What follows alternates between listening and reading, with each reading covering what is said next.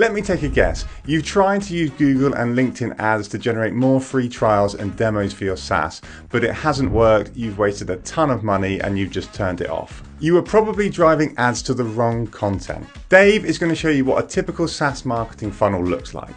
Brand awareness, express interest via gated content, lead nurturing, free trial or book a demo, sale.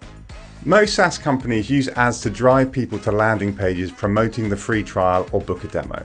This rarely works. The marketing funnel is a core principle of marketing for a reason. If enough people flow through your funnel from the top to the bottom, you will make sales. Shortcuts rarely work and are unsustainable. Instead, use ads to promote the top two segments of the funnel, brand awareness and expressions of interest. For example, video content like this, webinars, white papers, ebooks, events and newsletters.